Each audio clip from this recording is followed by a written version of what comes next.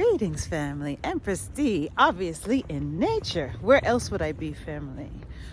I hope I'm inspiring you guys to take this up as part of your self-care routine, as part of your daily practice that you do to show yourself love. I hope you guys decide to embark on a daily nature adventure. It's been 4 years for me. No, oh my goodness, we're at 20. It's been almost 5 years. I started October of 2020 on a daily nature adventure. And I'm telling you, family, it gives you clarity and insight. You're kind of living in a different world than everybody else when you kind of embark on this journey to know yourself, right? I know a lot of people don't give credence to it, and I can tell why. We've all been conditioned from birth to believe and count on something outside of ourselves, right? Think of it as infants. We're like the only kind of species, I think, that's like totally helpless when we're born. If we don't have somebody to take care of us as human beings when we're born, we're totally helpless, right? So I guess that in and of itself conditions us to depend on others to take care of ourselves, to look outside of ourselves for guidance and help and assistance. And so I guess because that is what we're introduced to when we are birthed on this planet, it's only natural for us to always be looking outside ourselves for the helping hand. It's such a common conditioning. You're always supposed to rely on the authority of somebody else outside of yourself. You have to rely on when you're a child, you rely on your parents' authority. And then when you go to school, you have to rely on your teachers and the principal's authority. And then you get a job, and then you rely on your boss's authority. And then you go to church and you rely on your religious leader's authority. So, and then you are encouraged to rely on God or Jesus to save you and on their authority. I'm gonna state a confession right here, family. I think that the example of Jesus is our template as humans. I think that our task is to be as Jesus-like as we can be. And so if we find ourselves in a dilemma or in a situation where we're not sure what to do, think of what would Jesus do in this situation and then act accordingly. That's what I think Jesus is. And beyond that, I think that what Jesus was trying to show us is that we are of God. We are the Son of God. We're the offspring of God. We're an extension of God. And so, just like I said, there's a creator, and each of us, all of the souls on this planet, are an extension of that creator. But people probably think I'm crazy for that. But that's okay, and that's our conditioning. Well, from birth, we were conditioned to think that anything outside of the mainstream narrative is Looney Tunes. Right? And if you look at a lot of the sacred and esoteric studies and knowledges and sciences and awareness, they're often demonized and villainized in mainstream. And why do you think that is, family? It's to keep you away from it. Just like you, in the 2021 period, when these COVID-19 vaccines were coming out, if you were to question anything about them, you are immediately demonized and villainized. And it's the same template, family. They use for everything, if you question anything, you're some kind of a heathen. If you think outside of the mainstream thinking, you're some kind of a heathen. What I often find most curious and is that people are never interested in questioning or gaining more information or interrogating why somebody thinks outside the box. Let me give you an example. Empress D is Melissa Dorr. I've established that. I was a nurse practitioner for many years. And during the time when the vaccinations were being rolled out, as a nurse practitioner, you would think that the people around me and close to me would question my opinion as to why I was choosing not to take it. I'm so curious that none of my family members to this date, today is April 9, 2025, and to this day, not one of my family members asked me, why did you feel so compelled to risk everything that you've worked hard to attain? All of the study and years of schooling to attain those credentials that you've earned, that certification or registration that you had that gave you the ability to live out your dream, what you felt that you're on this planet to do, help people as a nurse practitioner. Why would you put that all at risk to give information to people about these vaccines, products, to give them informed consent so that they can decline with good medical education? Why would you risk everything to do that for people? Why? Nobody asked me. Why did you feel so compelled to do it? Nobody's ever asked me that. And you know what that is? That goes to show me they're not interested. They're not interested. They're not interested in additional information. They're very interested in adapting and keeping the mindset that they have, and they're not willing to take in any information that might shake that foundation that they've created for themselves. So basically what it is, family, is once you're thinking in a mainstream mindset, if there is information that could possibly shake that foundation of that mainstream mindset, you're not interested in obtaining it. And for me, that's so interesting, because for me, I want as much information about a topic as possible so that I can formulate my own perspective. Do you understand? Like I want to know everybody's point of view. So as a person that was choosing to recognize that something is wrong with this whole scenario of making people take a product with no long-term safety data, or just the whole COVID-19, even as if I wasn't a healthcare provider, I would still be like, what the heck is going on here? None of this is normal. But there were so few people that thought that way. And I would say it's because anybody that dared to veer outside of the mainstream line of thinking was immediately vilified.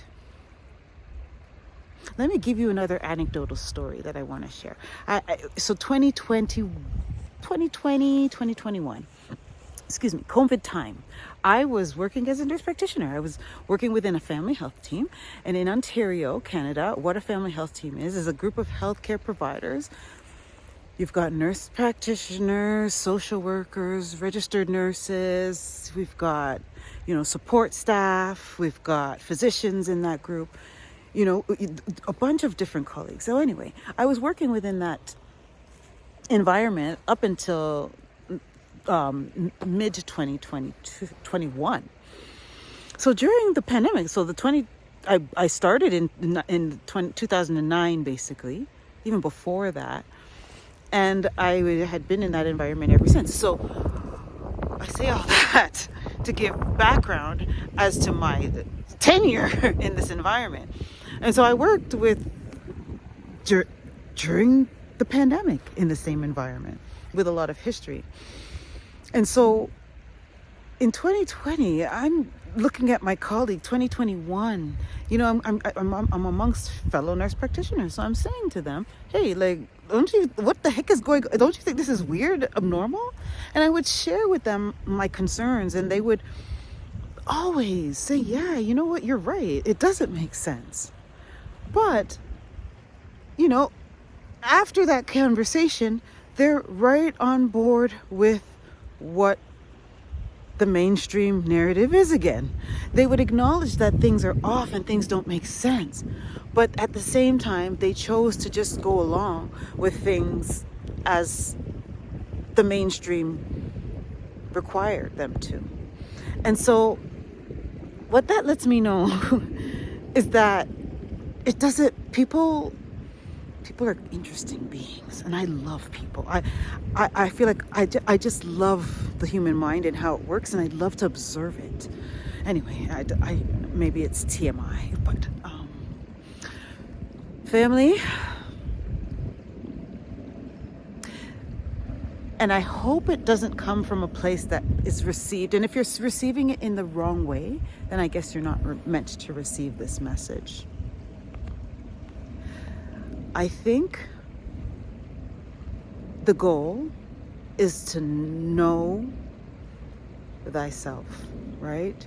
I really do. And it's so good to learn all kinds of other stuff, but knowing ourselves is knowing our Creator. And I hope that is not received in the wrong way. And again, if it is, the message isn't meant for you, I suppose. Right? Because listen, when you know yourself, you know, let's talk about this, family. When you know yourself, you know who you are. When you know who you are and you know yourself, you often know your purpose and your work on this planet. And so imagine just waking up every day knowing exactly what you're supposed to do, regardless. You just know what you're supposed to do, so you just do it. You do it to the best of your ability every day. No confusion in living in that way. There's no confusion. It's just, your purpose is very clear. And so every day, there's no guesswork. You just live in your purpose. Can you imagine living in that way? Imagine the assurity of knowing that, of who you are. Imagine knowing what your power is. Imagine knowing, family, I don't know. I feel like I'm rambling, but I feel like this message is important because the key to everything and everything is first knowing your power. And in knowing your power, you know who you are. And in knowing who you are, you have to know what you're here to do. And when you know what you're here to do, you do it. Regardless. Right? Because for me, I kind of live my life for an audience of one. And that's essentially our Creator. I know that everything that I do, feel, hear, say, think, conspire, plan is observed, right? And I often feel like we live our lives thinking, oh, no one will notice. Oh, no one will ever know. Nah, yeah, maybe another person may not know, but there's always a record, family. Like there's, everything's being recorded. He knows when you're naughty. He knows when you're nice. He knows when you've been bad or good. If you want presents, that's what they say, but it's not even that. It's but it's true. You can't hide anything. You can't hide anything. There's a record. There's a record of it, right? And whether we think we get away with it or not, we're not. We're not getting away with it. There's always a record, right? So I encourage everybody to do the same. Live and perform for an audience of one, and that is our Creator. The other thing that I kind of live my life by is I think about my children. I think about like, okay, if I want to be integral for my children. If they ever found out that I did this, could I face them? Right? The other person that I'm really accountable to is myself. I don't lie to myself. And I'm honest with myself. And I'm accountable to myself. So for example, if I say I'm going to do something, I have to do it because I'm accountable to myself. And if I don't do what I say, I pledge to do different the next day, if that makes sense. I just came today to share whatever came to my mind. I didn't have a topic or a place I wanted to go with this. I just wanted to say what came through. And so I guess at the end of the day, the most important message I want to drive home is knowledge of self, knowing who you are. There's so much peace in it. And when you're there, you vibrate at a different frequency. I only speak of this as an anecdote to observing, right? I shared earlier, I like to observe, and I observe everybody else. I observe the ducks over here. You know, they're keeping close to their nest, right? They ain't moving, because I don't know, maybe they might have hatched already, the eggs, but I don't know. But they're there. I observe them. I like to observe, and I think it's kind of like a superpower of mine. I don't know why I'm like this, but I am like this. I like to observe. And in doing that, you learn so much. And I think that's the whole point. We're supposed to observe ourselves and how we show up on the planet, how we treat strangers, how we treat each other, how we treat our children, our pets, our animals, nature, all of that. We have to show up. We have to show up on our best, right?